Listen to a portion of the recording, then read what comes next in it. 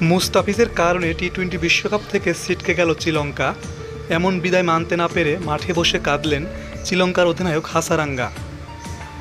আর মাহমুদুল্লাহ দেখিয়ে দিলেন উস্তাদের মার শেষ রাতে। সবাই একে একে আউট হলেও দলকে জিতেই মাঠ ছাড়েন তিনি।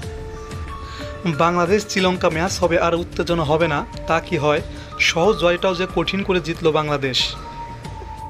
আজ মুস্তাফিজের বোলিং তাণ্ডবে 20 ওভারে 124 রান করেন শ্রীলঙ্কা। তবে এত অল্প রানেও যে কঠিন লড়াই করা যায় তা দেখিয়ে দিলেন শ্রীলঙ্কার বোলাররা। 90 রানে 3 উইকেট থেকে 113 রানে 8 উইকেট। সাকিব রিশাদরা আসলেন আর গেলেন, তবে মাঠে ছিলেন মাহমুদুল্লাহ। তবে শেষ হাসিটা হেসেছে বাংলাদেশ। বাংলাদেশের এমন জয় বিশ্বকাপ থেকে ছিটকে গেল শ্রীলঙ্কা। বিশ্বকাপে প্রথম ম্যাচ দক্ষিণ আফ্রিকার কাছে হারার পর আজ যে কারণেই হোক জিততে হতো লঙ্কানদের। তবে মুস্তাফিজ যেন একাই হারিয়ে দিল লঙ্কানদের।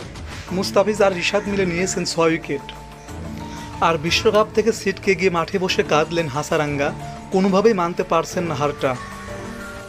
আর বন্ধুরা, বাংলাদেশ টিমকে ভালোবেসে থাকলে প্লিজ একটি কমেন্ট করে যাবেন। আর যারা এখন আমার চ্যানেলটি সাবস্ক্রাইব করেননি প্লিজ চ্যানেলটি সাবস্ক্রাইব করে দিবেন এরকম আপডেট খবর পেতে।